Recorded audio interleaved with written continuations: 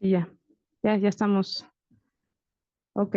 Buenos días a todos y a todas los asistentes aquí en el Instituto de Investigaciones Económicas y a quienes nos visitan también por vía Zoom. Mi nombre es Angélica Maza y les doy la más cordial bienvenida al seminario Crisis del Capitalismo Contemporáneo, Estado y Alternativas Posibles. El tema del día de hoy es 7 años de obradorismo neoliberal, populista y autoritario en México, régimen social y político, y estará a cargo del doctor José de Jesús Rodríguez, coordinador ejecutivo del Proglocode. Sin más, le cedo la palabra al doctor Jesús y recuerden, habrá una parte de exposición y luego pasaremos a comentarios y preguntas del público. Creo que ya se está compartiendo.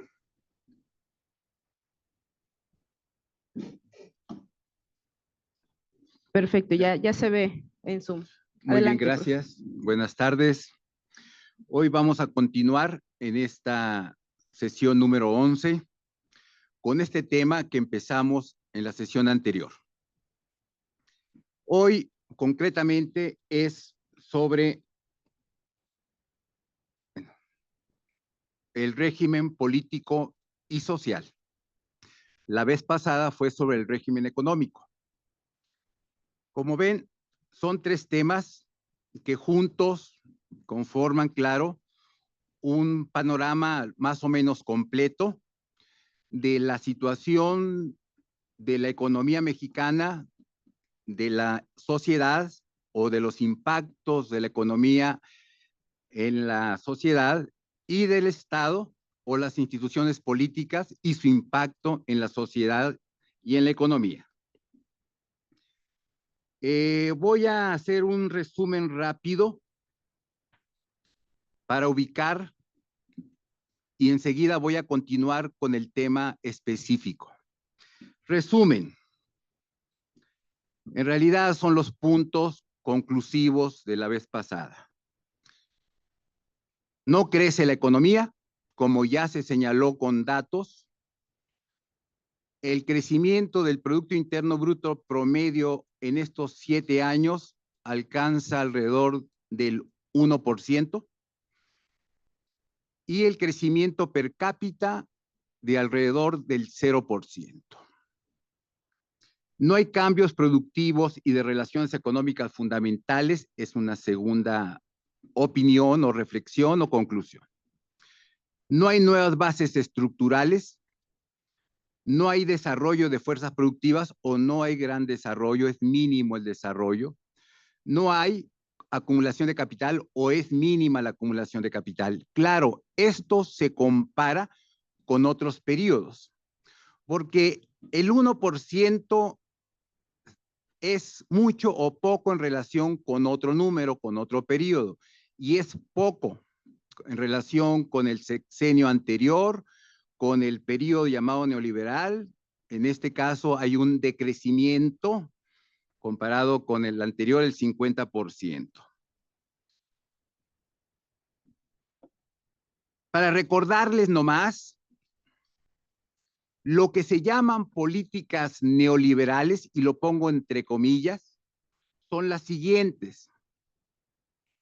En el caso de la política fiscal, son las llamadas finanzas sanas, que se busca el superávit primario, y este es como un ejemplo, un indicador de que se logra eso. Por supuesto, si se lograra el superávit financiero o superávit presupuestario, las finanzas estarían mucho más sanas. Hay que ubicar estos dos conceptos, superávit primario y superávit presupuestario. Hay una política, por tanto, de reducción del déficit financiero. Se busca la estabilidad, se dice. Se busca la austeridad y también en esta política se plantea directa y claramente en los documentos respectivos luchar contra la corrupción. En el caso de la política comercial, se plantean los tratados de libre comercio o acuerdos comerciales con todo el mundo sin trabas proteccionistas o altos aranceles. Y en la política monetaria es el tipo de cambio y tipo de interés o tasa de interés libre. Y claro, la política del Banco Central, que es el que lleva a cabo la política monetaria, es antiinflacionaria, buscar la estabilidad monetaria y financiera, pero el objetivo principal es ese, control de la inflación. Entonces, estos son consideradas políticas neoliberales. Digo, políticas que se consideran keynesianas o populistas son estas. En el caso de la política fiscal son mayor gasto público, mayor gasto social, por tanto, deuda, mayor deuda, mercado, buscar el mercado interno, la inversión pública, buscar el bienestar del pueblo. Son conceptos relacionados con las políticas keynesianas de tipo populista. No hay en este caso una política monetaria en ese sentido. Y yo llego a la conclusión, de nuevo, que no se logró los objetivos o no se lograron los objetivos de transformar el régimen económico, de acabar con el neoliberalismo económico. Por tanto, concluyo de manera rotunda, aún no hay un régimen económico post-neoliberal. Ese fue el objetivo, no se logró en 6 años, no se ha logrado en 7 años. Puedo señalar, hay que considerar de que un cambio de régimen económico no es tan rápido ni tan fácil, menos cuando se supone que tenía 30 años, del 82 al 2018, y entonces se había arraigado, se había convertido en el modelo de acumulación. Entonces, para erradicarlo, no basta con decretarlo, con decir, hay que tomar una serie de medidas que no son suficientes si es que se pretendió acabar realmente en un sexenio, ¿sí? Entonces, pero así es la situación hoy. ¿Por qué? Porque sí hay análisis que señalan, ya se acabó con el neoliberalismo, estamos en un régimen económico, político y social llamado post-neoliberalismo, entre otros nombres. Aquí yo voy a resaltar lo que sí se erradicó, ¿sí? El lenguaje, y se expresó un nuevo lenguaje. Por eso le llamo la ruptura discursiva e ideológica. Claro, antineoliberal, anti-régimen económico específico, y hay un nuevo lenguaje, una nueva narrativa, una nueva retórica, una nueva ideología. Eso sí hay. O sea, es más fácil decirlo que hacerlo. Conclusión. Para el caso del régimen económico, mi conclusión es esta. Es un fracaso económico. Es un fracaso productivo. ¿Sí? No se lograron los objetivos. Se dijo claramente de que se iba a superar el modelo económico anterior con tasas de crecimiento promedio 4% al año. Se logró 1% al año. Ese es un fracaso. Ahora, entramos al tema correspondiente al día de hoy. Régimen social y político. Aquí voy a tocar la política social distribucionista, el cambio político institucional, y voy haciendo reflexiones en cada uno de ellos y al final lo que llamo conclusiones. Definición de política social.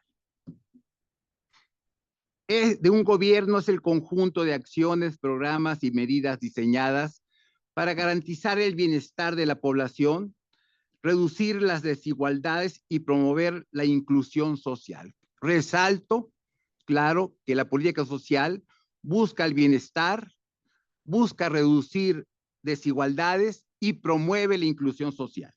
Bien. Datos. con respecto a la pobreza y la desigualdad. Voy directo al grano. Estos son los datos más recientes del Coneval INEGI.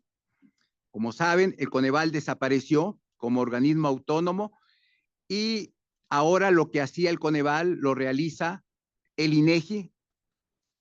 Y el último informe sobre la pobreza le correspondió hacer a este instituto y estos son los resultados.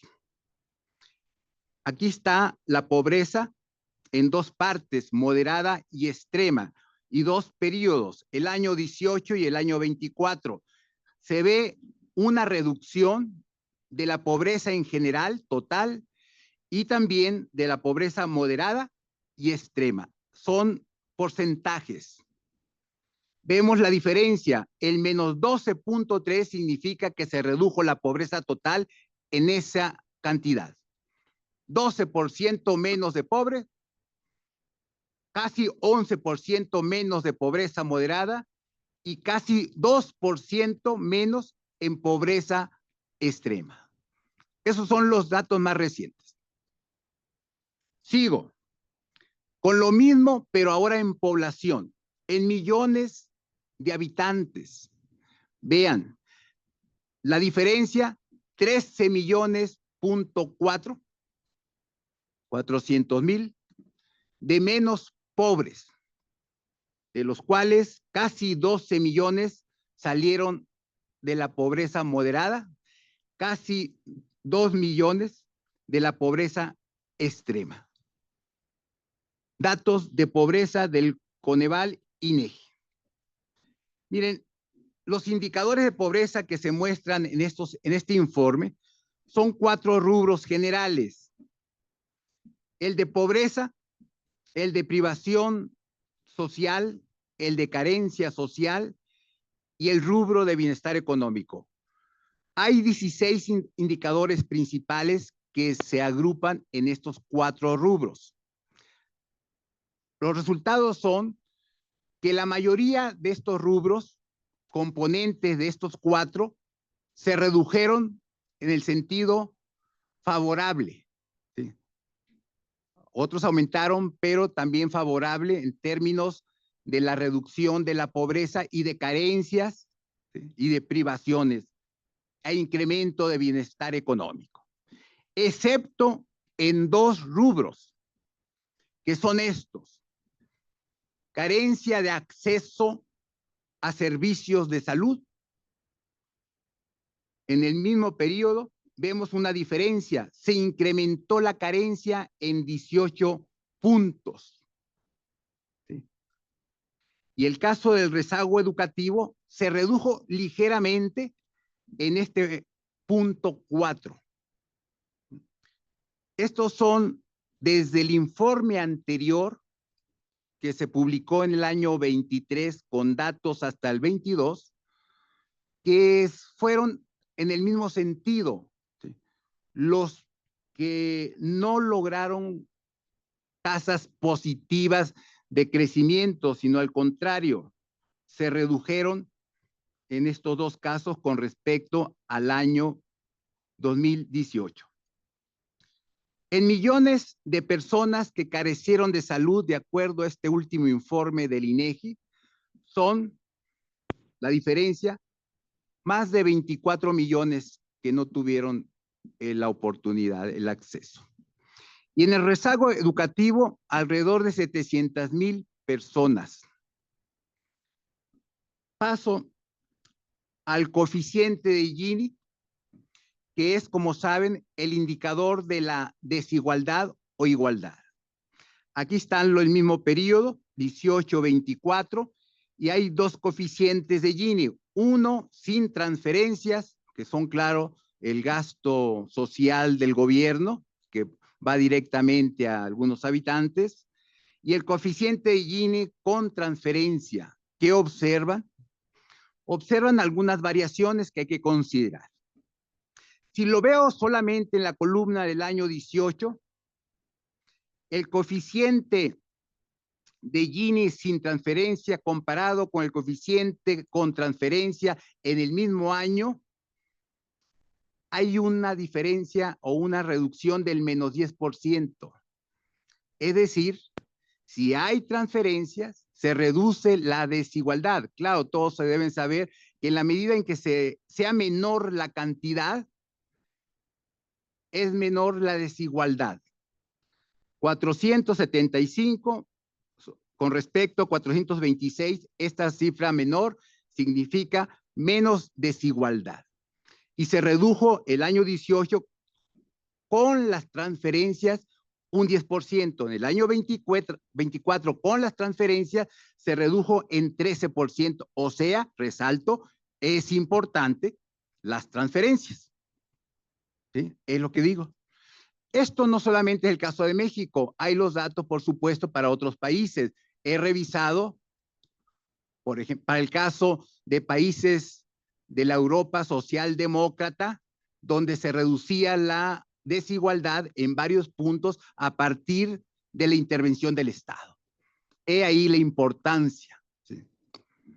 Y en los periodos, la variación sin transferencias es una reducción del 5.3 y con transferencias 8.2. De nuevo, resalto el papel que tienen las transferencias para reducir, en el caso anterior, la pobreza y en este caso la desigualdad.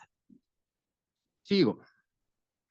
Causas de lo anterior. Estas son las que yo planteo. Primero, el ingreso laboral, que tiene que ver con el empleo y los aumentos salariales. Segundo, los programas sociales. Tercero, las remesas. Cuarto, la estabilidad monetaria, es decir, que no haya inflación, para que no pierda poder adquisitivo la moneda, por tanto, el ingreso. Otros, como la prohibición y regulación de la subcontratación, que esta fue una medida que se tomó durante este régimen pasado. ¿Sí? Le explico, la subcontratación, pues era una manera de evadir, por un lado, el pago al fisco y por el otro, prestaciones sociales a los trabajadores. Y entonces había un perjuicio, se prohibió y se regula, alguna de estas actividades de subcontratación.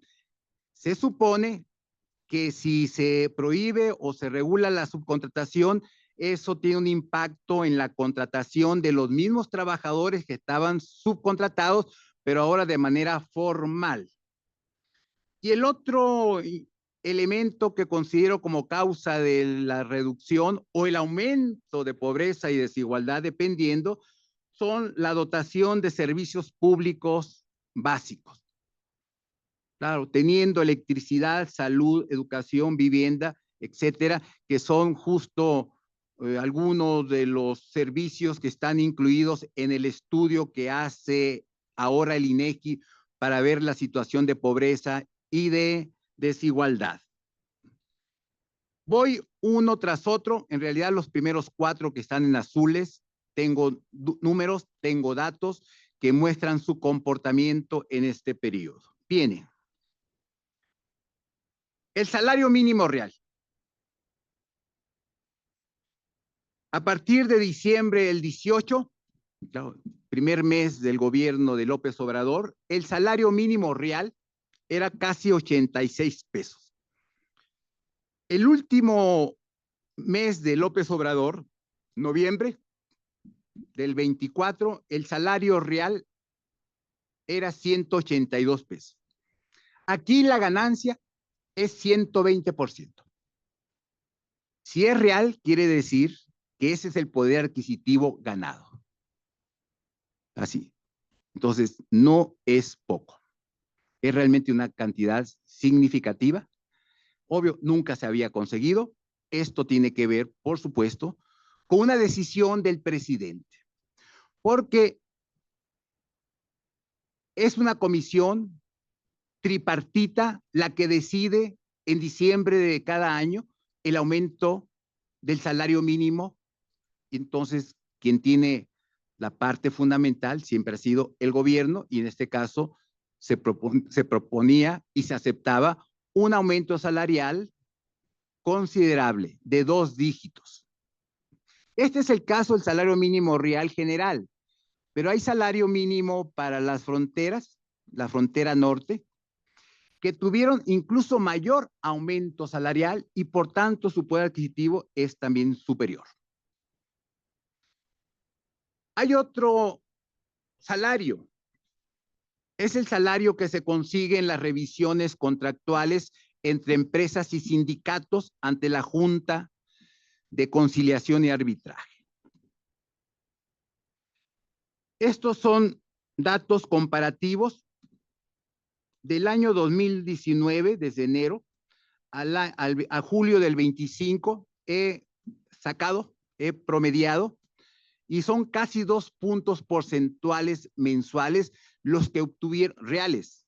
Por tanto, no, 2 puntos, sí, son reales aquí, es salario real, entonces son 2 puntos de ganancia mensuales en las revisiones mensuales de este periodo. Y lo comparo con el periodo previo, una gran parte del llamado neoliberalismo, y es negativo, 0.68 negativo mensual, la pérdida del poder adquisitivo, bueno, no del poder, sino la pérdida del salario real obtenido en cada revisión mensual. También es importante, claro, este dato, porque no solo aquellos que reciben un salario mínimo obtuvieron ganancias en el poder adquisitivo, sino también aquellos trabajadores que discuten en la Junta de Conciliación sus respectivos aumentos y prestaciones. En cuanto al empleo-desempleo, el otro indicador que señalé que es básico para entender lo del ingreso de los trabajadores, del ingreso salarial, este es la tasa del periodo de López Obrador.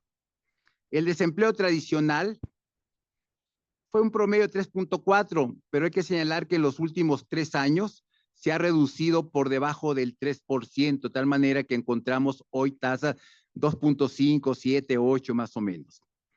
Y el desempleo de subocupación, que es otra tasa que mide eso, que me parece que sería la más adecuada para ver la situación del desempleo, de la desocupación y de aquellos que trabajan hasta 15 horas semanales y que consideran que no es un trabajo adecuado, quisieran trabajar más, pero son es la oportunidad que tienen, no pasan de ahí. Y entonces una tasa del 9%, para mí esa es la tasa que mejor refleja la situación del empleo, desocupación, subempleo. ¿Sí? Sigo. Miren, en cuanto a los asegurados del IMSS, que es otro indicador justo del empleo, aquí están los 2 periodos últimos y veo que el promedio mensual del periodo más reciente, 2019-24, fue casi 33,000 trabajadores asegurados por mes, mientras que el periodo anterior, el de Peña Nieto, fue de casi 56,000 trabajadores asegurados. Y el total son estos millones que están en la parte inferior. 2,140,000 para el caso más reciente y más de 4 millones para el periodo previo a este último. Hay que señalar que durante la pandemia, en ese año, en vez de ganar, se perdieron alrededor de 600,000 trabajadores asegurados. O sea, el golpe de la pandemia fue duro. Pero también lo señalo porque mes tras mes, el director general del IMSS, ante la presidenta en las mañaneras, presume el récord de asegurados. ¿Sí? Y no es así. Lo que pasa es que toma el último dato de los asegurados y como se va acumulando, claro, normal, cada mes es mayor, excepto en el año de la pandemia. ¿Sí? ¿sí? Porque aunque se sume uno, si no hubo grandes despidos, ¿sí? Siempre es récord, así es la tendencia porque es creciente, siempre hay algunos que son asegurados. Bien, sigo con el tercer punto de las llamadas causas para obtener resultados en la lucha contra la pobreza y la desigualdad. Los programas sociales. Miren, el primer año de López Obrador, el monto que se dedicó a lo que se llaman programas del bienestar fue esta cantidad. 200, voy a redondearlo, 292,000 millones de pesos. Y el último año del, en realidad, este es el dato del último año de López Obrador. Puse 25, hay que cambiarlo, es 24. El 2024, ya para fines, no, perdón, no, es correcto.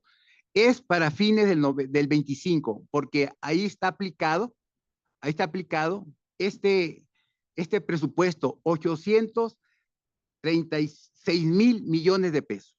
Entonces, en este periodo señalado, hay un incremento de los programas sociales en esa cantidad, 187%, mientras que el índice nacional de precio al consumidor fue de 38%. La diferencia, pues, significa de que hubo aumento en términos reales de los programas sociales y de manera considerable. Sigo. Ya para el periodo más reciente, claro, el programa del bienestar, como se le llama, se han gastado hasta el año 25, o sea, este año que está concluyendo, esta cantidad. Han gastado, han dedicado, han transferido, han invertido, ¿sí? Han repartido, como haya sido, son 3.6 billones de pesos. Dice la presidenta CONA que casi el 82% de las familias, que se consideran alrededor de 33 millones de familias, recibieron, aunque sea, un programa social. Si saco el 100% de familias, anda alrededor de 40 millones de familias en México actualmente, con base a estos datos. Es decir, han abarcado pues mucho de las familias. Las remesas. Las remesas pues siempre han existido. Al igual que los programas sociales, ojo, los programas sociales no los inventó López Obrador. Siempre han existido. Y las remesas tampoco las inventó. Tampoco es cierto que las heroínas y héroes, nuestros paisanos que trabajan en el otro lado y que mandan las remesas, lo hacen o lo hicieron para apoyar al régimen de López Obrador, como se llegó a señalar. Lo hacen para apoyar, claro, a sus respectivas familias. Y aquí están las cantidades. Presten atención. ¿Cuánto llegó vía remesas a la economía mexicana, a las familias y economía mexicana? En este periodo señalado, 364,000 millones de dólares. Hay actualmente un promedio anual de alrededor de 55,000 millones de dólares. Si lo promedio con si saco los pesos con un dólar promedio del mismo periodo, que es esta cantidad, 19.55, me arroja más de 7 billones de pesos que vinieron principalmente de Estados Unidos, si no es que completamente de Estados Unidos. No es poco. No es poco. Y en este periodo, este periodo que estoy analizando, se incrementó, sí, año tras año, esas remesas, ¿sí?, por la situación de Estados Unidos. Es decir, mejoró la situación y hubo más remesas. Miren, las remesas del 24, con datos del 24, son 5 millones de familias las que las reciben, que es el 11% de la población, con un monto promedio de casi $400. Y el dato oficial que tome, todos estos datos son oficiales, dice que el 44% de las divisas que tiene el Banco Central vienen de las remesas. He allí la importancia, tanto para las familias y su sostenimiento, como para las reservas del Banco Central. Bien. Programas del bienestar, voy a transformar. Esos 3.6 billones del periodo al dólar promedio del 19.55 da una cantidad de 182,000 millones de dólares. Más o menos la mitad de las remesas. Claro. Todo esto sí sirve, claro, para que sobrevivan familias mexicanas, sin duda alguna. Y en la medida en que esto se incrementa, sí ayuda, por supuesto, a reducir la pobreza y la desigualdad. La estabilidad monetaria y cambiaria. Esta es una política que le corresponde al Banco Central. Él es el responsable de que no haya alta inflación y este es el promedio mensual durante el periodo que estoy analizando. 0.5 mensual. Y como saben, tasas anuales alrededor de 4, ahorita alrededor de casi 4, a veces 5. ¿Sí? Entonces, en los últimos 30 años, prácticamente todo este siglo, ha habido estabilidad monetaria, los precios han oscilado alrededor promedio del 5%, ¿sí? Y ahorita anda en 4%. El tipo de cambio mensual, ya lo he señalado, durante el periodo fue 19.55, y abajo comparo solo el dato más reciente de octubre del 25 con enero del 19, o sea, lo correspondiente al sexenio y el último año, este año reciente, lo que va del año. Y el dólar se ha comportado con un menos 2%, es decir, ha habido una apreciación del peso mexicano. Eso quiere decir, si el dólar en enero del 19 valía tanto, ahora vale otra cantidad que es 2 puntos menor que el primer dato, primera fecha. Hay una apreciación del peso. Sigo. Conclusiones.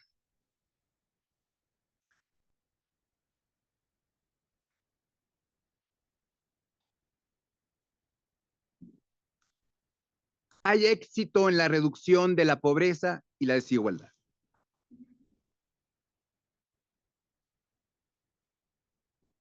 Sigo.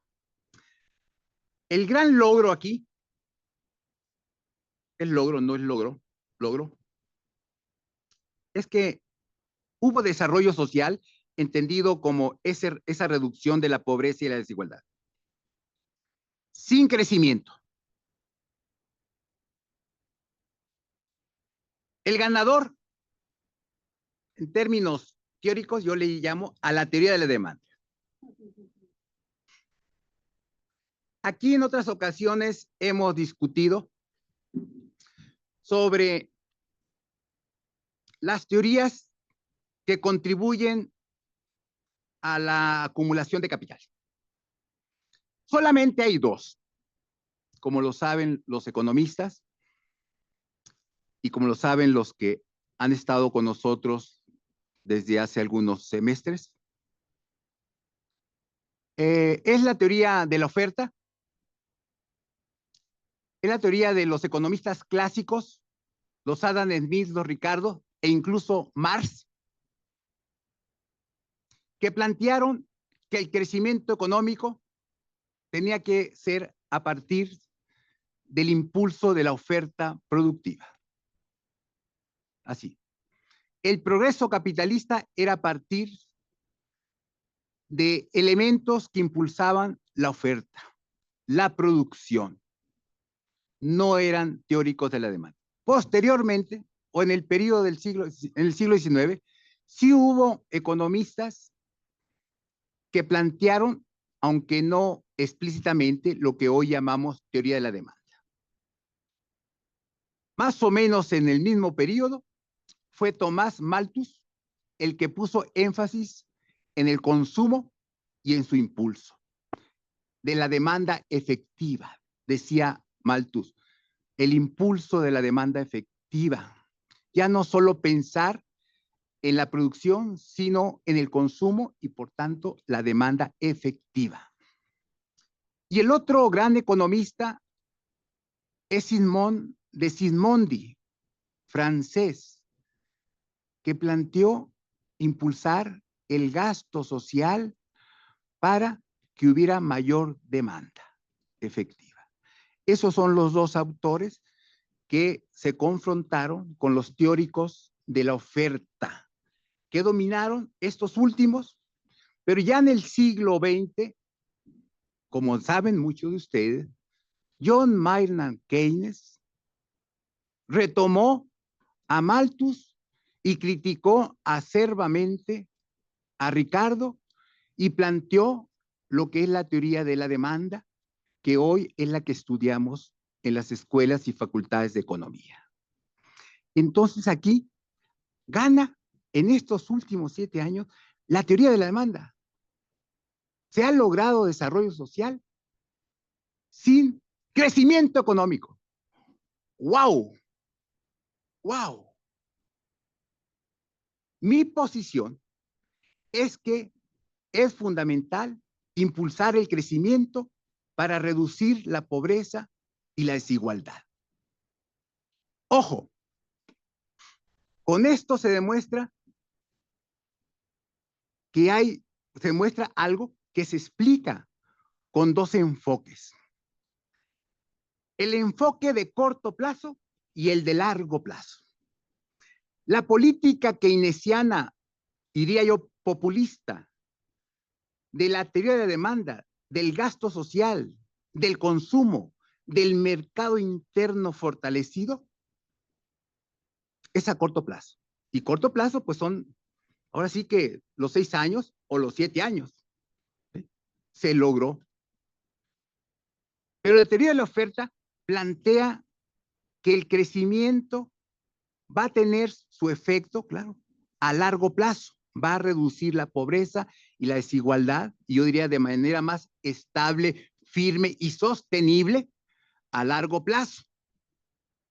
Entonces, entre estas dos corrientes, también se discuten los dos plazos, el corto y el largo. ¿Sí? Entonces, ha ganado hoy la teoría de la demanda, pero tomen en cuenta los enfoques que sirve para la discusión. Vean, hay otro ganador. Presten atención.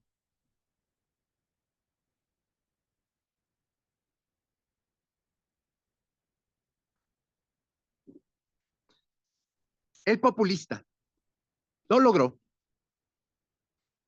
De tal manera que ando pensando ya juntar firmas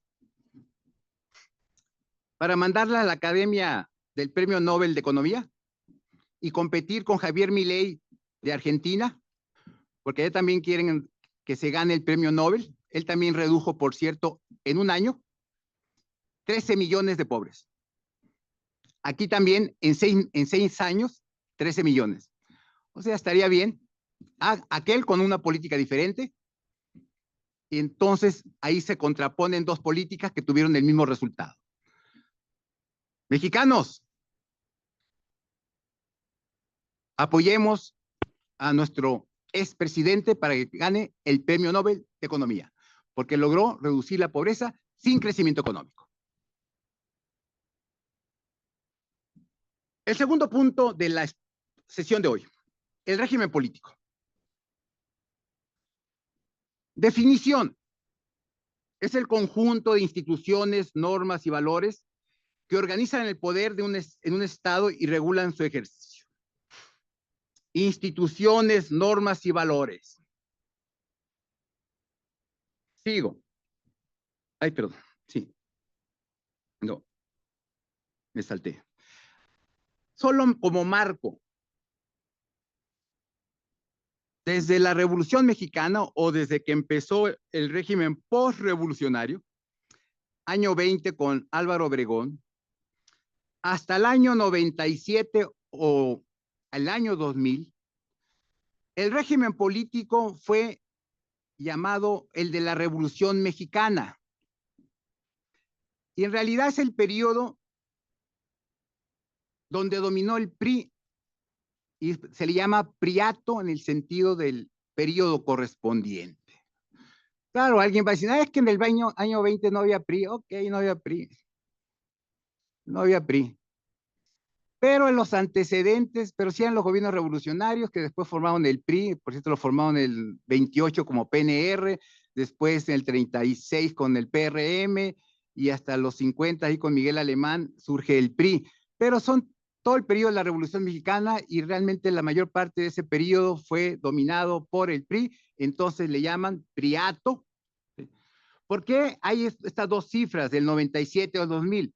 Yo las pongo, yo estoy interpretando, porque en el 97 el PRI perdió la mayoría en el Congreso y en el 2000 sabemos perdió la presidencia. Por eso el siguiente periodo se llama democracia, del 2000 al 2025. Todavía vivimos en democracia, pero ese empezó en 2000. ¿Y por qué le llaman democracia? Porque hubo alternancia. Sí, hubo alternancia presidencial. Entonces hay teóricos que así le llaman. ¿Sí? Antes no hubo democracia. Hubo una cierta democracia, pero no hubo alternancia presidencial. ¿Sí? Y aquí hay, entre estos dos grandes periodos en azul, otros. El periodo que le llaman transición a la democracia, por eso está entrecomillado. Teóricos, por cierto, sobre todo de la UNAM, incluso formaron un instituto que se llama así, Instituto de la Transición Democrática, que todavía existe, profesores de la facultad, sobre todo, Facultad de Economía, y claro, no solo de ahí, pero sobre todo. Ellos fueron los intérpretes, analistas de ese periodo que se abrió a partir del año 77. ¿Y qué es este año?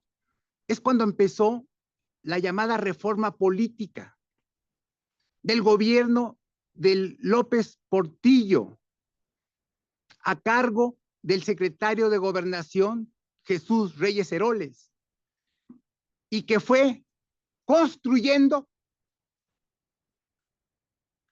la estructura, el sendero, por medio de cambios legales, políticos, electorales, para que se fuera dando la alternancia en municipios, en gubernaturas y finalmente en la presidencia.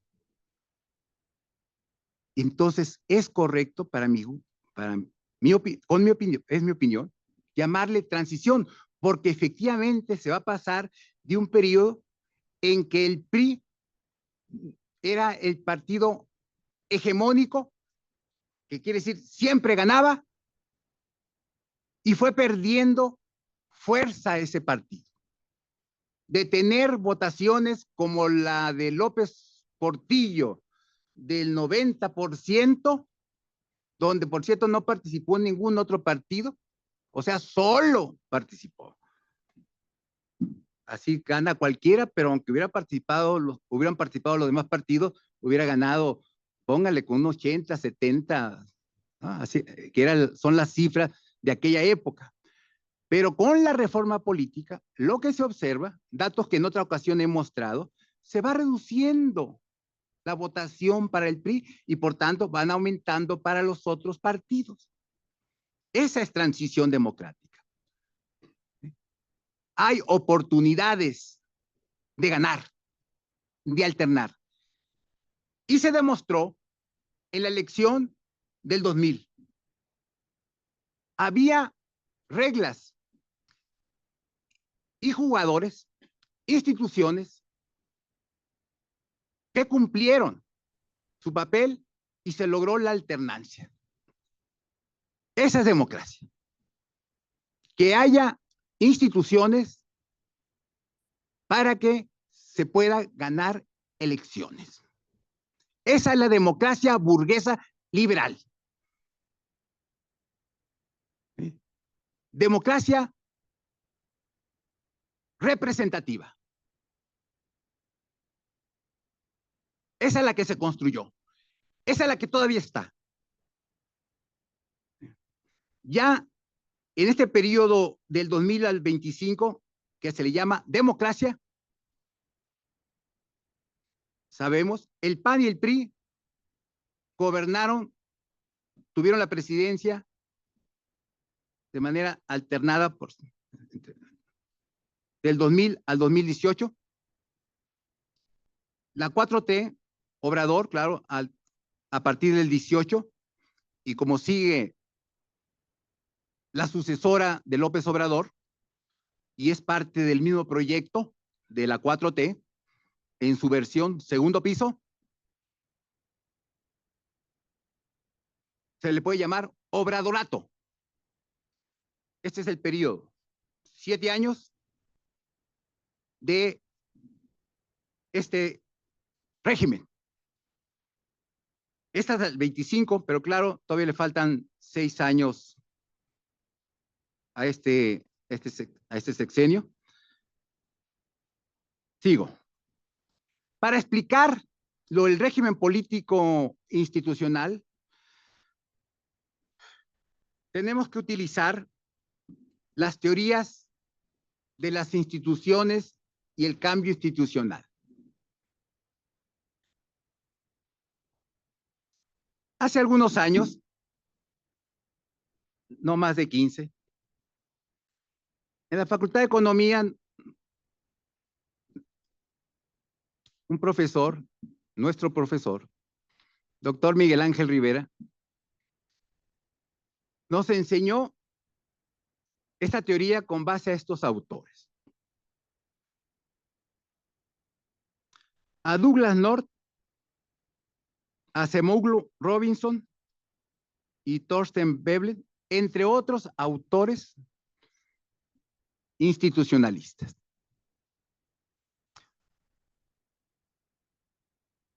Esta teoría no es la única que explica el cambio político, económico, social. Pero hay que aplicarla sin hacer a un lado otros factores que también, obvio, influyen en ese objetivo. Definiciones rápido. Las de Douglas North son las instituciones, son las reglas del juego que afectan el desempeño de la economía. Son normas, acuerdos y códigos de conducta, son reglas y jugadores, son agentes del cambio institucional, es el marco institucional. Acemoglu y Robinson, como saben, fueron los que recibieron el Premio Nobel de Economía hace 2 años, anterior a este. Ellos plantean las instituciones formales como inclusivas o extractivas. El éxito económico, dicen estos autores, difiere debido a las diferencias entre sus instituciones, a las reglas que influyen en cómo funciona la economía y a los incentivos que motivan a las personas. La tesis central de estos autores es que el desarrollo y la prosperidad económica están asociados con instituciones económicas y políticas inclusivas, mientras que las instituciones extractivas normalmente conducen al estancamiento y la pobreza. Si tomamos en cuenta esto, sobre todo el último párrafo, fácilmente podríamos pensar, aquí no hubo instituciones extractivas puesto que se logró la pobreza, pero sí hubo instituciones extractivas puesto que hubo estancamiento económico. Lo contradictorio de aplicar las teorías. Claro, si nos quedamos con las instituciones inclusivas, esas impulsan el crecimiento económico y el desarrollo social de acuerdo a estos autores. Sigo, y casi ya termino con las citas de los autores. Dice, las instituciones políticas y económicas que en última instancia son elegidas por la sociedad pueden ser inclusivas y fomentar el crecimiento económico, o pueden ser extractivas y convertirse en impedimentos para el desarrollo económico. Bien, he concluido con las aportaciones teóricas de Douglas North y de Acemoglu y Robinson sobre las instituciones. Presten atención a esas definiciones porque se utilizan. Ahora voy a recurrir a otro teórico.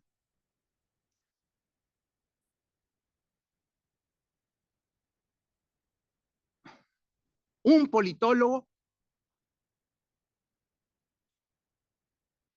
connotado, egresado de la Facultad de Ciencias Políticas y Sociales de la UNAM, que ha definido con mayor claridad incluso que los premios Nobel.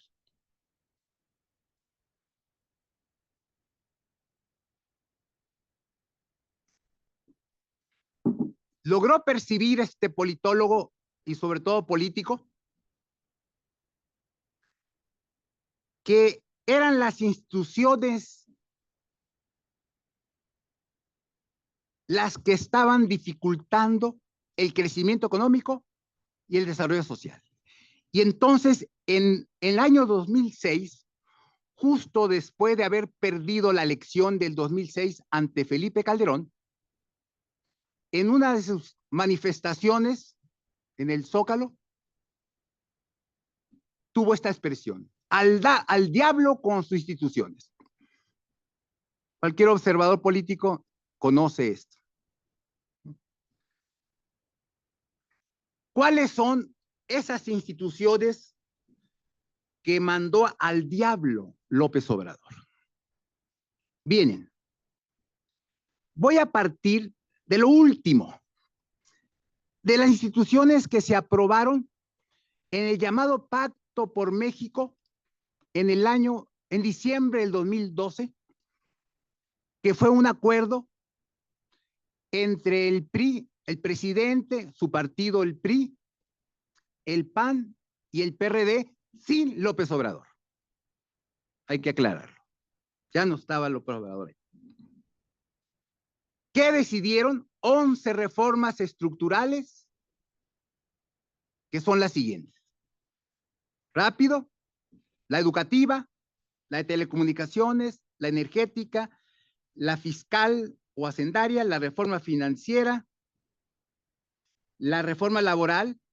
Ya el año anterior, o en ese año, terminó Calderón con una reforma laboral que fue retomada, se le completó, como dice aquí. La reforma política electoral, más elementos para que la oposición pudiera ganar elecciones. Yo creo que fue la última reforma electoral que permitió que ganara López Obrador. La reforma en materia de transparencia con el INAI, la reforma en competencia económica, la reforma en justicia penal y en materia de responsabilidad hacendaria. Miren, estas 11 reformas, claro, lo que pretendió López Obrador era realmente hacerlas a un lado. Algunas las revirtió completamente, otras las modificó, más o menos, ¿sí? Pero sí hubo cambios en estas. No son las mismas que se aprobaron en el Pacto de México. Por tanto, aquí hay cambio de instituciones durante este último sexenio. ¿Sí? Siempre consideró que no era conveniente ese pacto ni esa reforma, entonces se modificaron. Si no se anularon, sí se modificaron. El caso de la educativa, sabemos, esa sí se revirtió completamente. o la energética, muy bien. Pero hubo otras, como por ejemplo la fiscal hacendaria, que consistió con Peña Nieto en aumentar la tasa impositiva, ¿sí? Y que logró entonces Peña Nieto en ese periodo una buena recaudación con respecto a un periodo pasado, y esa no la modificaron. También, por cierto, en esa reforma fiscal hacendaria se decidió por primera vez impuesto a las bebidas azucaradas y a los alimentos altos en calorías. Claro, ¿con qué pretexto? La salud. Claro. Evitar la obesidad, la diabetes. Fue el mismo argumento en aquella ocasión. Como ven, se repite la historia, porque no hay otra manera. No hay nada nuevo bajo el sol. No hay originalidad. Se dice lo mismo a veces con otras palabras o se repite con las mismas palabras. Entonces, en el año 13 se empezó a aplicar ese nuevo impuesto a las bebidas azucaradas y a los alimentos altos en calorías, pero desde antes, y como información, ya se había aplicado impuesto al alcohol y al tabaco. Sigo. Desaparecidos.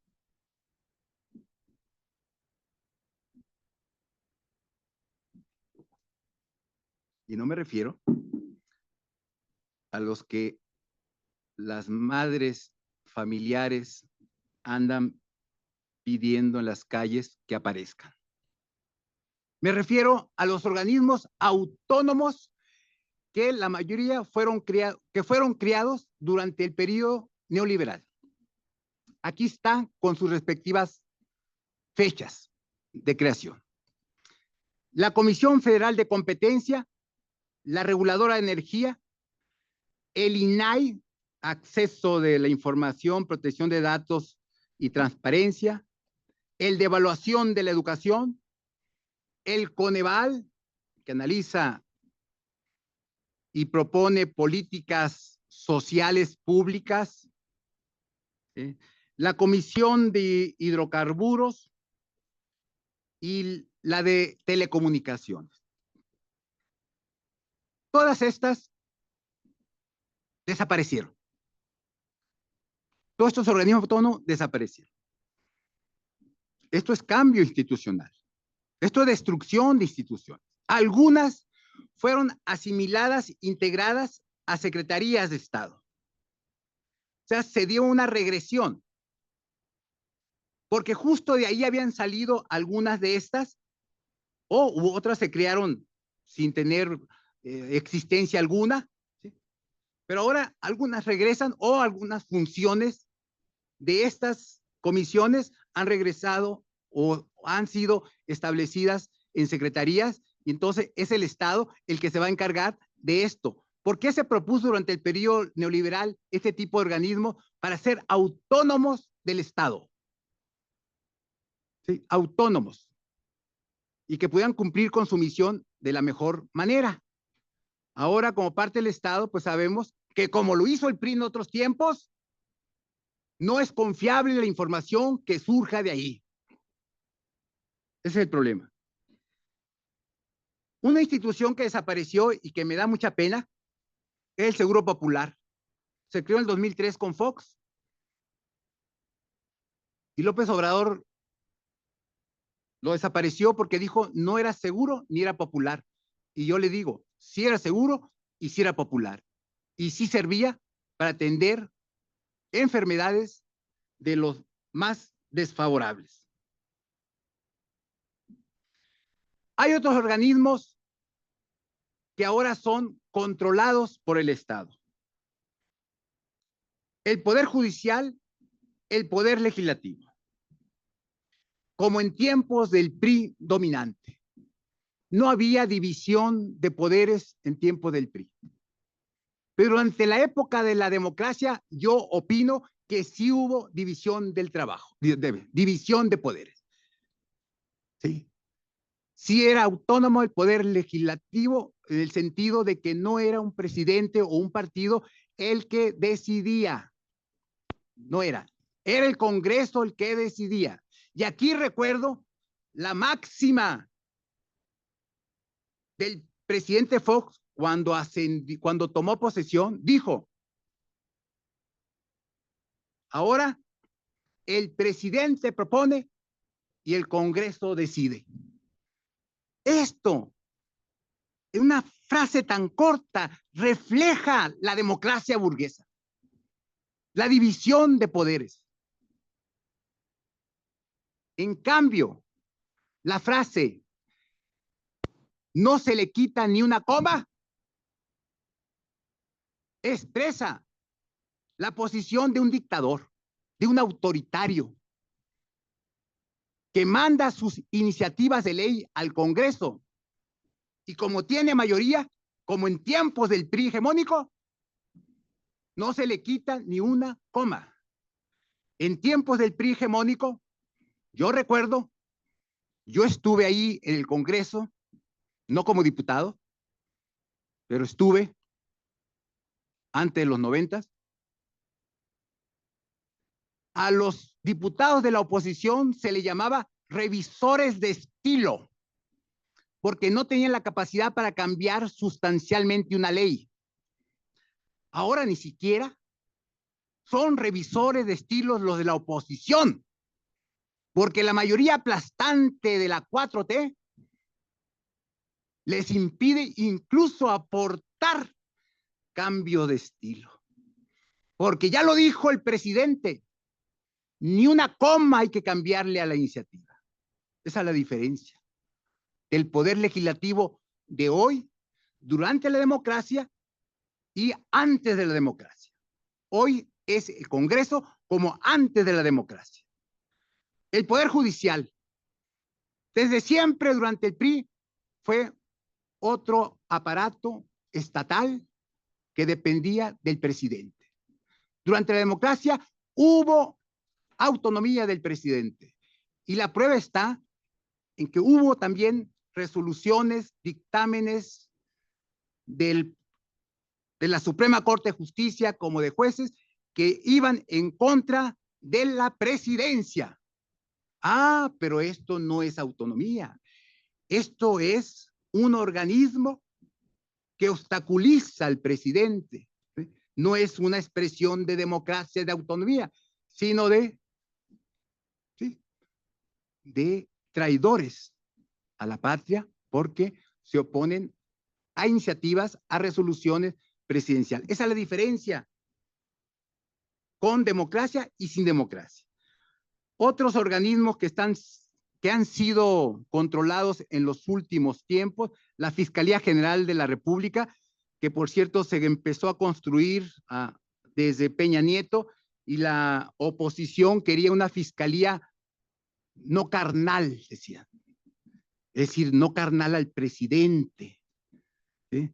Una fiscalía independiente, porque se transformó la Procuraduría General de la República, que dependía de la presidencia, a una fiscalía autónoma, pues está controlada también, como sabemos. El Tribunal Federal Electoral del Poder Judicial también pretendía ser autónomo, está controlado hoy por la 4T. La CNDH, que la creó como muchas de estas iniciativas, estas instituciones en el gobierno de Peña Nieto, derechos humanos, está controlada. El IFE, que lo construyó Salinas. Dije Peña Nieto hace rato, no, me estaba refiriendo la CNDH a Salinas. Y Salinas también construyó el IFE. Y se fue modificando hasta convertirse en INE, que es el que permitió justo la alternancia, es el organismo clave con el código electoral. Eso fue, el INE, el IFE, INE y el código electoral permitieron la alternancia. Hoy está controlado por la 4T. El INEGI, que siempre ha sido autónomo, hoy pues está también controlado, aunque yo confío todavía en que pueda dar resultados fidedignos, ¿sí? No amañados. ¿Qué es lo que falta de las instituciones creadas en el periodo neoliberal? Son estas. Van a ser capaces de revertir la privatización bancaria, es decir, de volver a nacionalizar la banca. Van a revertir la reforma al artículo 27, donde se dio fin al reparto agrario y a la privatización de ejidos.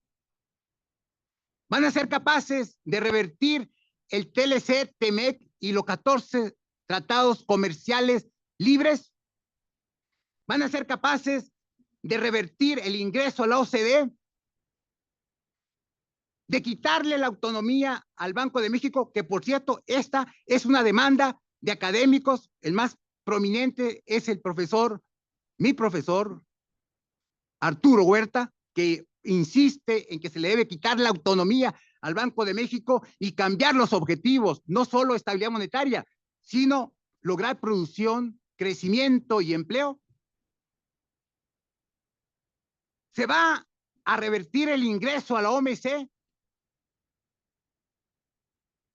Se va a quitar el sistema de ahorro para el retiro, o sea, las cuentas individuales contra las cuentas solidarias. Se va a desaparecer lo que fue el FOBAPROA, que hoy se llama IPAB, que es el que protege de los ahorros, protege los ahorros. Lo van a congelar, digo, lo van a desaparecer y no van a pagar lo que está en el IPAB. ¿Y cómo no? No lo van a hacer porque son unos inconsecuentes, primeramente. López Obrador fue un luchador en contra del FOBAPROA, incluso tiene un libro contra él, donde explica el robo más grande del siglo, dice. No, pues hay que ser consecuentes. Hay que acabar con todas las instituciones burguesas neoliberales. ¿Por qué no? ¿No tienen el poder? Ándale, pues. Otras instituciones. Pero para explicar las siguientes instituciones quiero utilizar a Thorsten Veblen, el otro teórico importante. Él señala que el comportamiento económico es moldeado por las instituciones sociales, los hábitos culturales, las estructuras de poder, hábitos mentales, estructuras sociales, patrones de conducta, costumbres, valores, reglas, usos.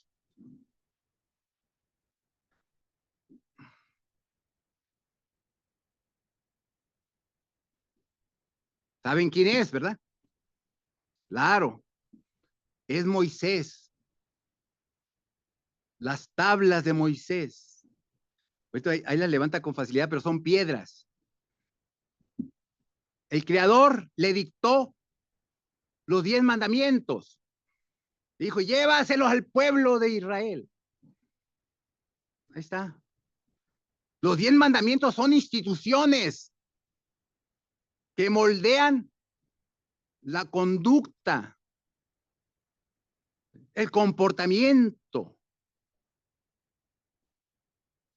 Sí conocen los 10 mandamientos, ¿no?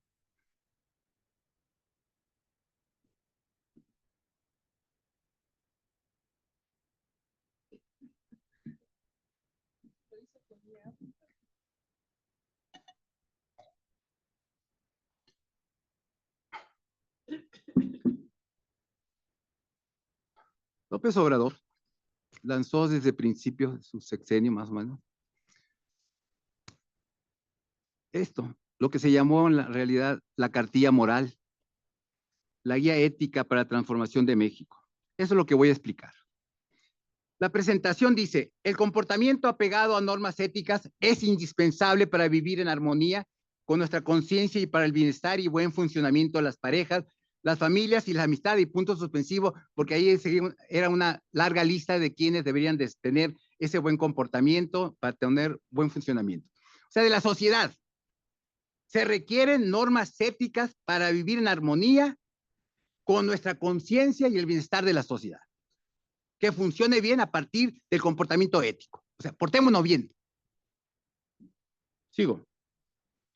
Dice esta presentación, toda transformación social perdurable y de alcance histórico conlleva un cambio en el acuerdo general sobre los principios de convivencia, y en ese cambio se combina la recuperación de normas tradicionales que habían sido abandonadas, y un avance hacia nuevas nociones morales que nos permitan resolver dilemas éticos en nuestro tiempo. O sea, claro, siempre lo planteó, se requiere una transformación radical, ¿sí?, contra el neoliberalismo, economía, sociedad, política, comportamiento de los habitantes. ¿Sí? Aquí dice, hay que recuperar normas tradicionales que el neoliberalismo había hecho a un lado por nuevas normas. Es decir, ahorita que estoy planteando lo del cambio institucional, cada presidente hacía cambios institucionales, mantenía algunos y agregaba otros o modificaba. O sea, eso me parece normal. Sí, sí, cada quien le busca imprimir su sello, su estilo personal y también buscar el funcionamiento de la sociedad, del sistema, de otra manera, creyendo que va a ser mejor. ¿Sí?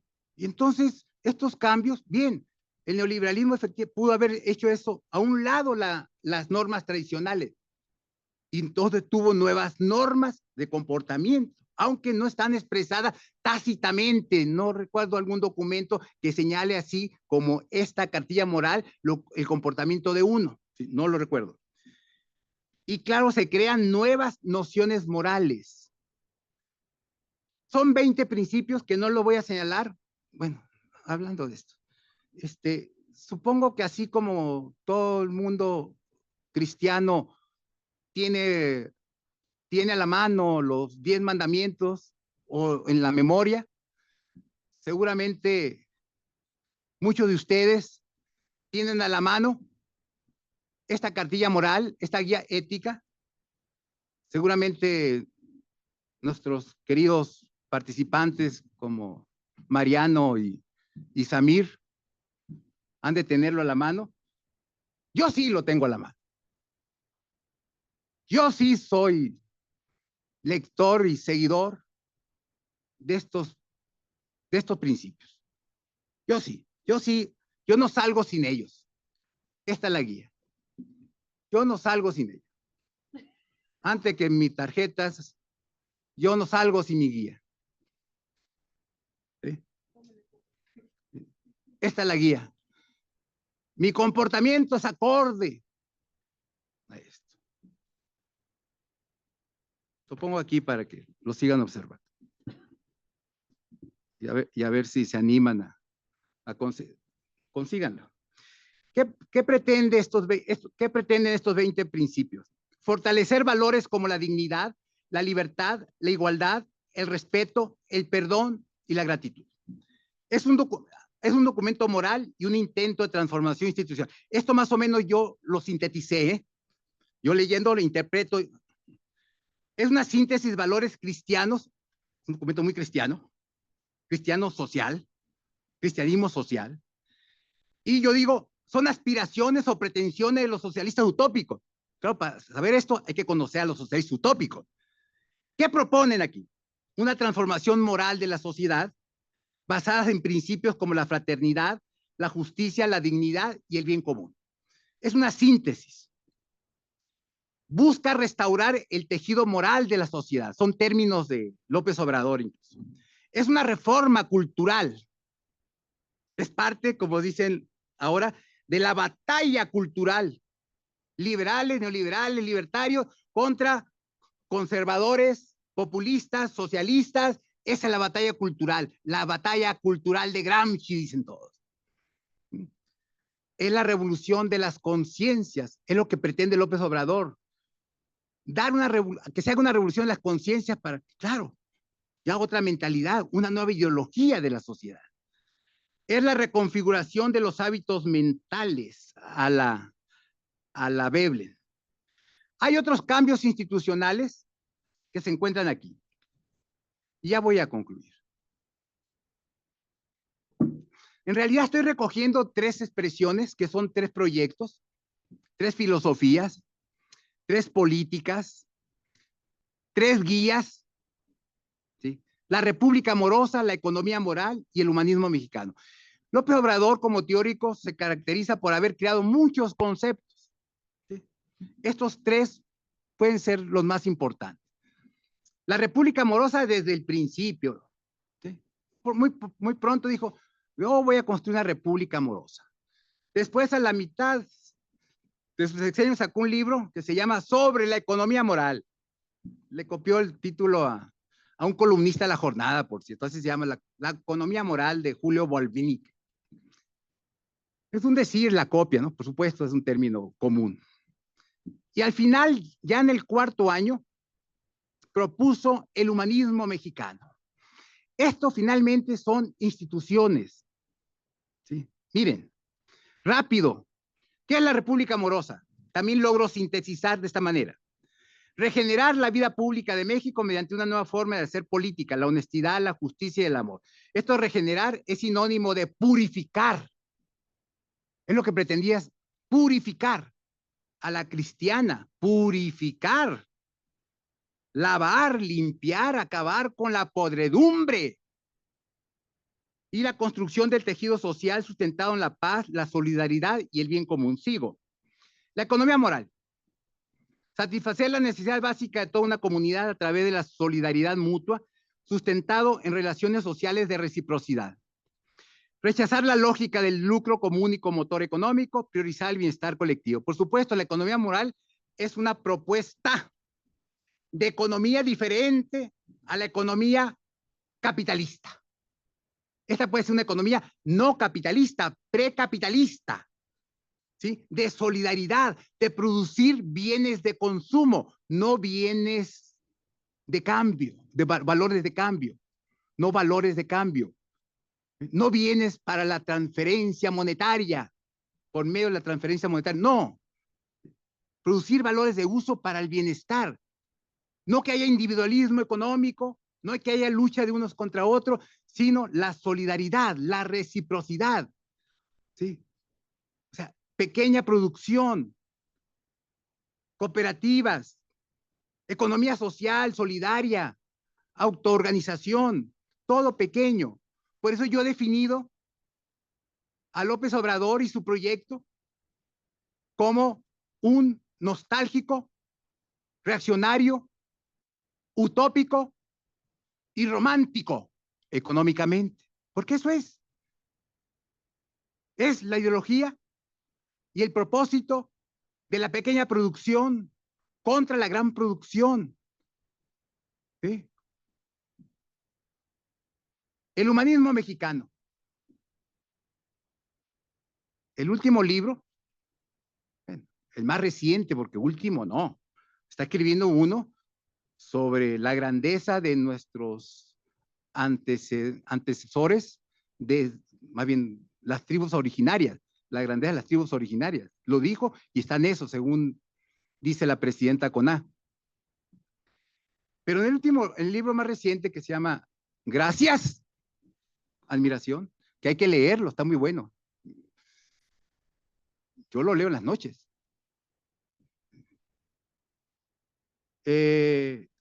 Plantea en el penúltimo capítulo lo que es el humanismo mexicano, que en realidad es una historia de México, por cierto. Más bien es la historia de México. Quien lo haya leído es una historia de México. Desde la llegada de los aztecas y no, desde antes. ¿Y qué plantea? Centralizar la centralidad del ser humano. Se basa en una afirmación de dice él, un literato romano, Pluvio, de que nada del humano me es ajeno. Es una frase muy usada, que incluso está en la sala Silva Gerso de la Facultad de Economía, y se le atribuye a él esa frase, nada del humano me es ajeno. Entonces, es la centralidad del ser humano. Y claro, ¿qué busca ahí el humanismo? Fraternidad y solidaridad. La soberanía nacional ya incluye aquí la economía moral, rescate de valores históricos, entre otras cosas, el humanismo mexicano. Sigo. Pero la institución principal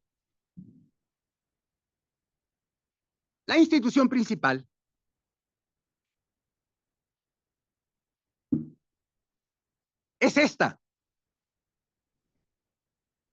Es esta.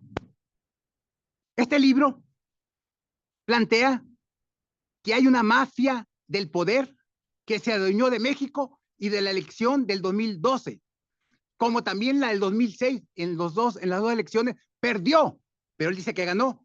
¿Y quién se la quitó? El complot que hizo la mafia del poder. ¿Y quiénes son la mafia del poder? Bueno, antes. Esos son los términos del mafia del poder, minoría rapaz, mafia del poder económico y del poder político. La mafia ha confiscado todos los poderes constitucionales. Son expresiones de él.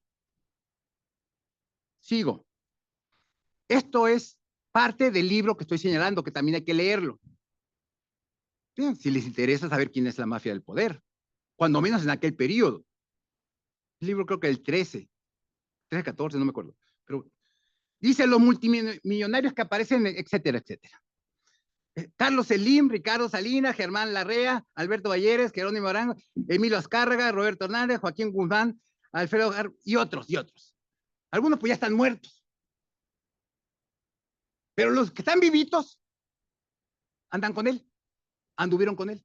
Empezando con Carlos Slim y Ricardo Salinas. ¿Eh? No, ¿qué te cambió? Te toca después. ¿Qué es eso? ¿Cuáles se cambiaron? Eran parte del equipo, lo impulsaron. Sobre todo Salinas de Pliego, lo impulsó. Ahorita están peleados, es otra cosa. Pero en su momento fue parte de la mafia del poder junto con López Obrador. ¿Sí?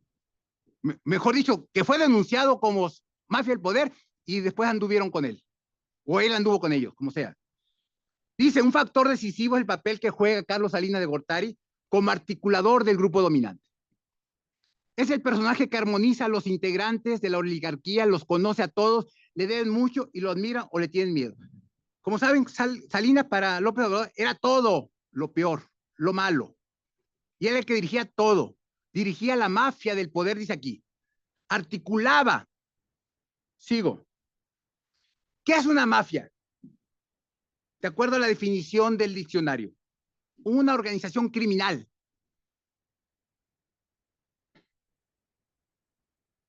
Pregunto.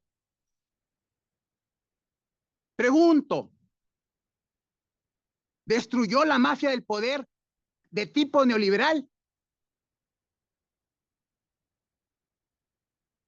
No. Contesto. No. Lo que hubo fue una recomposición de la mafia del poder.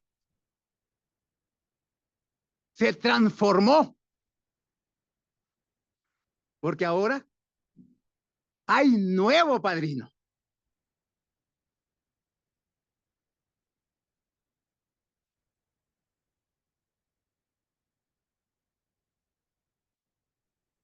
Hay una nueva casta, como él decía. Hay una nueva oligarquía económica, como él decía. Pero obvio, ahora hay un nuevo sector.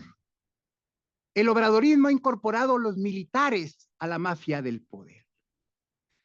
Hay un nuevo sector. El crimen organizado es parte. Hay una complicidad. Hay una convivencia. Hay una convivencia. Hay una alianza. Hay una nueva mafia de criminales. Son empresarios y son políticos, pero ahora con la orientación obradorista. Ya no son neoliberales, son obradoristas, la nueva mafia criminal. Ese es el Estado obradorista.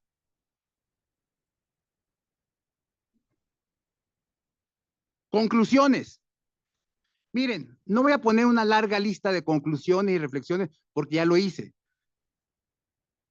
Está adjunto en el programa esas conclusiones y reflexiones. Les pido que las lean porque yo sigo reivindicando ese documento.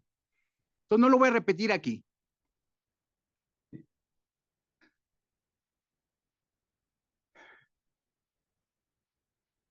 La independencia produjo a México. La reforma de Juárez y otros produjeron el sistema burgués liberal oligárquico. La Revolución Mexicana produjo el sistema burgués presidencialista estatista. ¿Qué va a producir la 4T? ¿Qué va a surgir de la 4T? ¿Qué se está formando en la 4T? Es poco el tiempo, pero van a durar otros 5 años constitucionales, pero quien llega al poder no lo deja. No lo dejó el PRI hasta que el elector lo sacó. Ya lo dicen ellos, los voceros, los propagandistas, y los he leído. Hasta el nombre puedo dar. Uno dice, cuando menos 36 años como el neoliberalismo. Por cierto, quien lo dice fue cuasi alumno mío de la Facultad de Economía,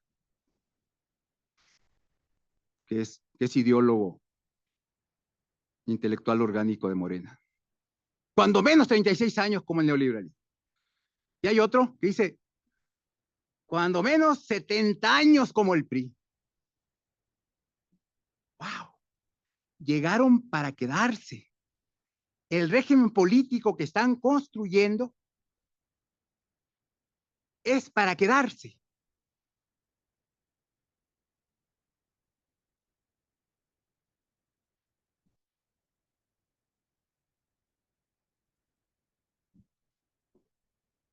Esto es lo que están haciendo. Ese cambio institucional es destrucción de instituciones burguesas neoliberales que permitieron la alternancia del poder. Permitieron que el PAN ganara. Permitieron que volviera a ganar el PRI y permitieron que ganara López Obrador. Finalmente ganara en el 2018. Sin esas reformas políticas electorales que surgieron con el gobierno de López Portillo y que los siguientes gobiernos abundaron, ampliaron, profundizaron esas reformas, no hubiera habido democracia burguesa liberal en México. ¿Y qué está haciendo la 4T? Destruir eso y crear nuevas instituciones que van a impedir la alternancia. Por eso, esta portada, todo el mundo ha de haber leído a estas alturas este libro de un economista coreano. ¿Qué dice? Pateando la escalera. ¿Qué señala, qué propone, qué plantea este economista? De que los países desarrollados industrializados hoy o desde hace tiempo lo fueron porque tuvieron políticas proteccionistas, intervencionistas, subsidios, aranceles, industrialización, que ahora no permiten que los países atrasados tengan esas políticas y proponen políticas liberales, neoliberales. Y entonces, con esta imagen, el economista coreano plantea que lo que están haciendo los países desarrollados es patear la escalera por la cual ellos subieron. Y aquí hubo una escalera, la democracia, por donde subió el PAN, el PRD, Morena, y lograron llegar al poder. Esa escalera la están destruyendo y no están construyendo una escalera que permita el ascenso y la alternancia de la oposición, pero pretenden quedarse toda la vida. Ese es el régimen político de hoy, con tendencias autoritarias, centralizadoras, concentradoras del poder, muy al estilo de lo que ya yo viví y que yo conozco porque he estudiado, que es el régimen hegemónico, dictatorial, dictadura perfecta del PRI en la época previa a los 80s, a los 90s. ¿Sí? Eso es lo que están construyendo hoy. Y con esto concluyo. Gracias.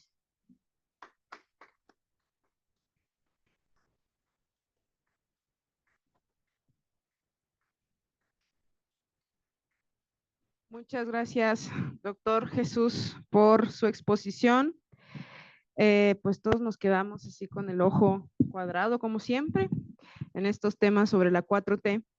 Muy bien, vamos a pasar a la ronda de preguntas y comentarios.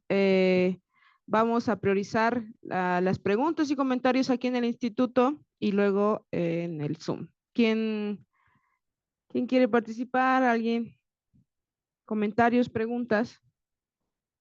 La doctora Seika Sandoval.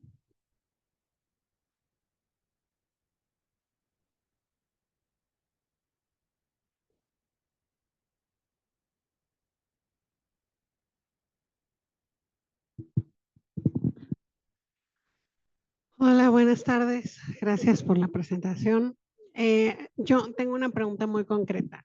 ¿Cuál es, en términos de prospectiva, la viabilidad que ves a esta senda de desarrollo sin crecimiento? Contesto rápido. Insisto, yo veo el desarrollo a largo plazo. Estoy de acuerdo en que hoy esos apoyos sociales, esa política social, haya permitido la salida de esos millones de personas de la pobreza. Está muy bien de una política para que la gente sobreviva, subsiste, se levante. ¿Sí? Muy bien. Pero siempre han sido políticas de corto plazo que se revierten obvio, con el tiempo, si no hay crecimiento económico. No es posible mantener un país, una sociedad, con crecimiento cero per cápita. ¿Sí? Ahorita supuestamente han tenido los recursos, dicen, vía recaudación impositiva, porque le han cobrado a los grandes contribuyentes, alegan, deudas fiscales, enormes deudas fiscales. ¿Sí? Vamos a suponer que sí, pero no ha sido suficiente puesto que han recurrido a la deuda que, como todos sabemos, se ha incrementado con respecto a otros periodos. Esta es una deuda muy alta. La manera de sostener una economía en una sociedad es por la recaudación de impuestos. Y para que haya esto, se requiere crecimiento económico. Y no lo hay. ¿Sí? Esta experiencia ya la he vivido. No la he vivido, ya la conozco. Ya sucedió. Y se revirtió. El caso que yo mostré en otras ocasiones es Venezuela, es Nicaragua, con gobiernos socialistas, populistas, que por cierto, crecieron primero y repartieron socialmente porque les llegó el dinero del cielo, les llegó el maná, les llegaron los precios del petróleo, de la soya, de la carne, de otros granos. Durante bueno, la primera década y principio de la segunda década, más o menos unos 10 años, les fue muy bien con recursos externos vía ese tipo de producción. Y lo repartieron como populistas, como socialistas, pero no hicieron las modificaciones de la estructura productiva. No cambiaron, solo repartieron. Y después se cayó. No hubo crecimiento y las tasas de pobreza que cayeron considerablemente volvieron a aumentar hasta más que el pico anterior. O lo mismo sucedió con la desigualdad. Y iba a decir, y temo que suceda esto acá. Claro, es a plazo más largo. No lo temo, pero sí lo preveo. Si no crece la economía mexicana, esto se va a revertir. ¿Por qué? Porque la base del desarrollo capitalista no es la dádiva, no es la caridad, no es la propina, es el ingreso a partir del trabajo. López Obrador tuvo, y lo dijo textualmente, yo les voy a dar a los desfavorecidos el pescado para que se lo coman. Los liberales enseñan a cazar, a pescar. Yo les voy a dar el pescado. Y puso la analogía con las mascotas. Esa es su política social. Darle las croquetas a las mascotas. Es lo que ha hecho. Darle a los desfavorecidos, a los incapaces, a los sin responsabilidad, a los que no pueden, a los que necesitan, darles. Y claro, para hacer que sobreviva alguien, yo estoy de acuerdo. ¿de acuerdo? Pero para que se desarrolle, ustedes como estudiantes tienen sus becas para terminar sus estudios, pero su objetivo, claro, es trabajar, ganar, desarrollarse. Eso es lo más sano de una sociedad capitalista. Crecimiento, para que haya oportunidades para estos egresados próximos. Eso es lo que yo veo. Corto y largo plazo. Yo estoy por el largo plazo sin subestimar, diseñar el corto plazo que también se requiere. Pero quien no tiene la perspectiva de largo plazo va a encontrarse con lo mismo que otros países. Se va a revertir la situación. Todo. Es todo.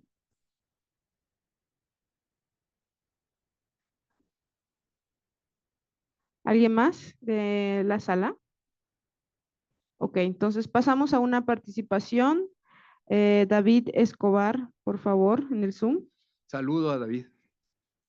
Adelante. Muchas gracias por la exposición.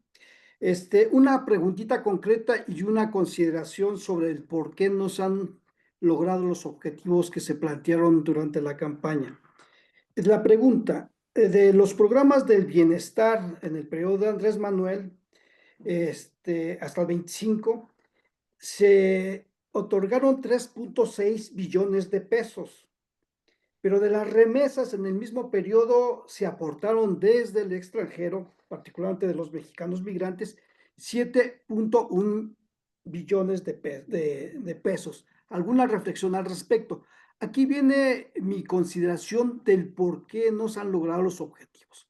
Bueno, en primer lugar, el poder profundo de este país tuvo un pacto bajo las sombras con el propio Andrés Manuel y que a mi juicio giran estos vectores. Uno, se estaba buscando cómo se garantizaba que la iniciativa política nacional siga en manos de las élites de la clase dominante y de lo que resulte de esta recomposición y reciclamiento de las castas políticas de todos los partidos al seno del gobierno.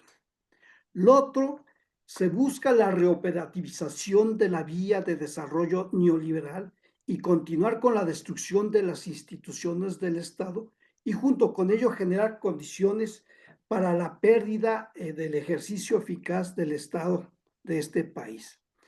Otra más, a mi juicio, es imponer el consenso pasivo a los subalternos de México para reproducir su incapacidad de conducir y superar la crisis nacional, desarmando sus rudimentarias formas de organización popular y supliendo los procesos de concientización con la verborrea de la 4T. Pero también continuar con la pérdida del ejercicio del Estado en cuanto a gobernabilidad del sistema político a través de socavar los soportes y fundamentos del sistema federal, representativo, jurisdiccional y electoral, desvirtuando con ello el conjunto, el marco constitucional de la República. Y coincido contigo, hay un actor emergente en esta recomposición al seno del gobierno, que es el contubernio que se está estableciendo con el crimen organizado. Han capturado parcelas relevantes del Estado mexicano, tienen el control del 80% del espacio nacional y se han apoderado del imaginario nacional esta idea de la hiperviolencia. Entonces, cerraría con mi reflexión. Estamos en curso de una ocupación militar con nuestras propias Fuerzas Armadas y eso nos indica que el proyecto de esta nueva casta política es de largo plazo. Gracias.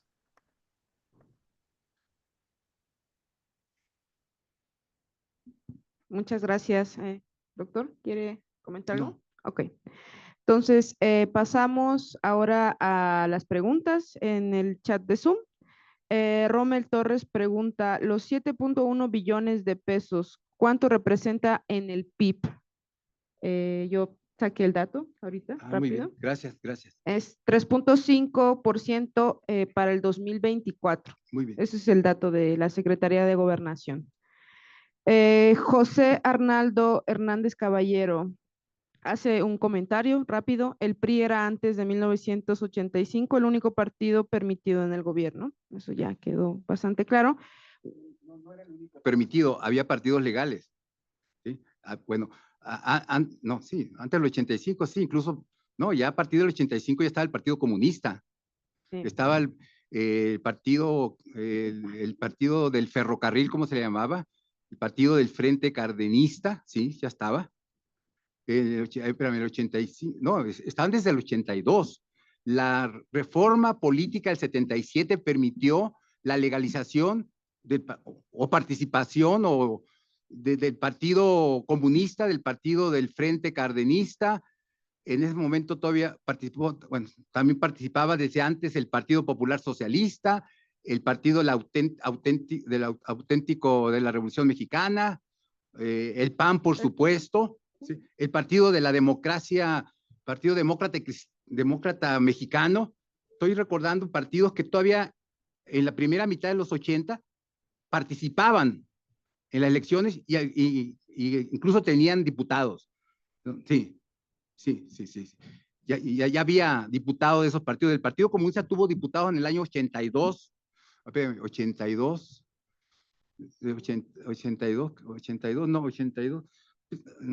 85, 82, sí. Fue la primera vez que participó con diputados 82, en 85 y etcétera, sí. No era el único, pues lo que quiero decir. Y nunca ha sido el único el PRI. Fue hegemónico, pero no único. Desde que se creó el PAN, pues ahí estuvo. Se creó el PP y después se convirtió en PPS y ahí estuvo.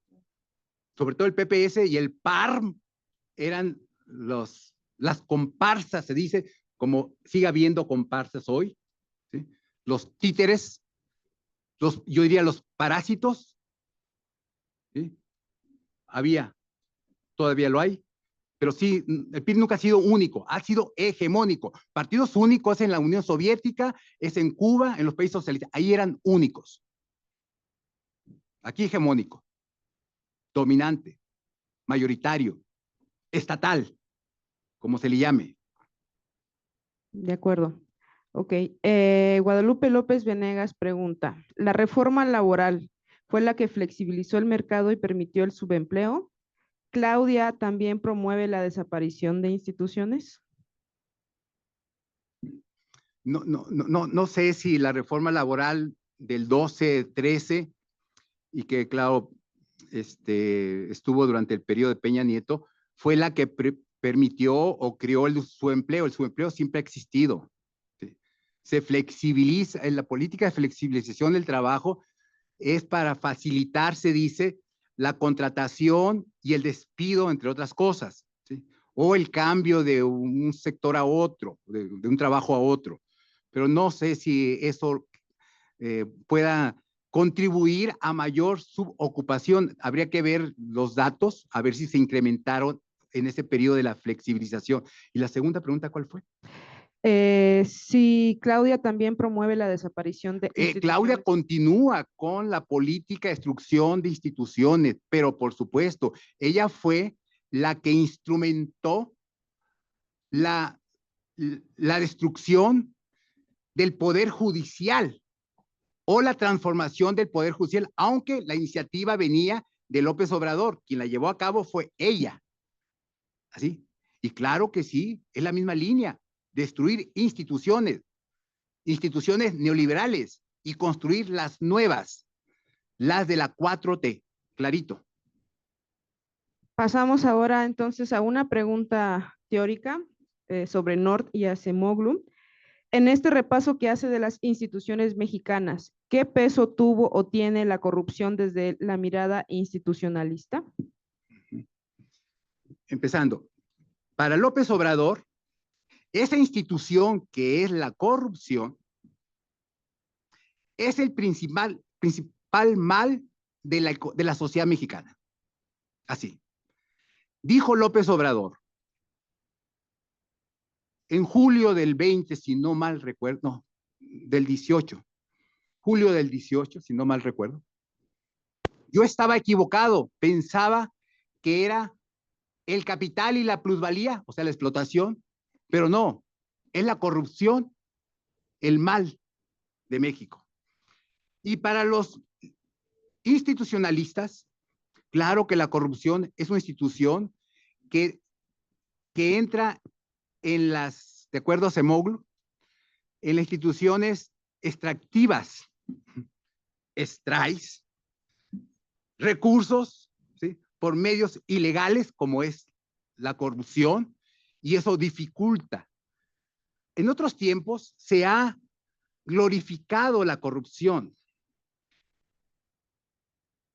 porque sirve, dicen, para aceitar la maquinaria, para aceitar la maquinaria, para mover al elefante reumático, como decía López Obrador. Esa es esa imagen de López Obrador. Elefante reumático es el Estado burocrático, la burocracia.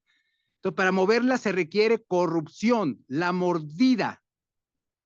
Y entonces, esto que ha sido glorificado, los institucionalistas, por supuesto, están en contra. El Fondo Monetario Internacional, el Banco Mundial, la OCDE, el gobierno de Estados Unidos y muchos gobiernos de países industrializados tienen normas en contra de la corrupción, ¿sí? Y esas son políticas institucionales. No quieren corrupción porque dificulta el dinamismo económico. Muchas gracias, doctor. Respecto al dinamismo económico, Diego Montoya pregunta, ¿hay algunos factores estructurales que condicionen el poco o nulo crecimiento en el sexenio de AMLO? He escuchado analistas quienes señalan el Telecán como un factor que inhibe por intereses geoestratégicos la industrialización nacional. ¿Qué tan cierta es esta postura? No me parece correcta esa postura. Claro que existe. Están en contra del TLC y lo que quisieran es nada de tratado de libre comercio. Quisieran regresar a los 50 y 60 y yo sé de quiénes, yo conozco quienes plantean eso. Una sustitución de importaciones, una industrialización, un Estado intervencionista, política de subsidio, ¿sí?, un mercado interno cerrado, ¿sí?, nacionalismo, como si no existiera la economía mundial. Si en aquel tiempo era complicado ser una economía cerrada, pero creció, entonces se ha glorificado ese periodo. Pero hoy no es posible. Si ha subsistido en ciertas condiciones, estas condiciones que son mejores, es por el Tratado de Libre Comercio. Eso está más que documentado. Sin él, la situación sería peor en México. ¿Sí? El tratado arrastra o jala algunos puntos del PIB y del beneficio social. Sin ello estaríamos peor. Estoy en contra de esa postura. Me parece una postura reaccionaria. La segunda parte de su pregunta de Diego Montoya es, por otro lado, ¿hay algún ejemplo cercano en América Latina donde exista un crecimiento industrial que sea replicable? Alguna vez el doctor Davat mencionó el caso de Bolivia. ¿Cuál es su perspectiva sobre este tema? No me acuerdo si el doctor Davat mencionó el caso de Bolivia con respecto a la industrialización. No lo creo, porque Bolivia no tiene industria. Bolivia depende del gas y de la coca. No puede ser. Y sí, bueno, el otro caso solamente hay 3 países con cierta industrialización. Claro, México, Brasil y Argentina. ¿Sí? Y como Brasil ahorita está más avanzado, podría ser ejemplo. Argentina no, porque Argentina quedó destruida por el populismo peronista, kirchnerista. No hay industrialización. Había industrialización, pero está muy deteriorada. México es un país desde los años 70 u 80 como país de industrialización media, avanzado. Con el TLC, TEMEC ha incrementado su grado de participación industrial y los datos lo muestran. Somos un país más semi-industrializado. No llegamos industrializados. Brasil, claro, nos adelanta en eso. Entonces son los ejemplos, pero Bolivia no lo creo. No puede ser Bolivia. No es industrial, no semi-industrial. No, es exportador de gas y de cocaína, de hoja de coca. Ok, que son cosas diferentes. Gracias por la explicación, no lo sabía. ¿Qué es eso? No, yo sé. ¿Qué es eso? Muy bien, pues con esto finalizamos esta sesión. Ya no hay más preguntas en el chat y creo que aquí en la sala tampoco. Pero sin antes, quisiéramos darle un fuerte aplauso al doctor José de Jesús por su excelente ponencia. Gracias. Y para finalizar, les recordamos el siguiente viernes 21 de noviembre es nuestra última sesión y estará a cargo del doctor Sergio Ordóñez. Veremos los lineamientos generales para la superación de la vía neoliberal en México y el Estado. Muy bien. Sin Excelente más, tema. los despido, las despido. Que tengan un excelente fin de semana. Hasta luego. Pórtense bien. Igual. Hasta luego.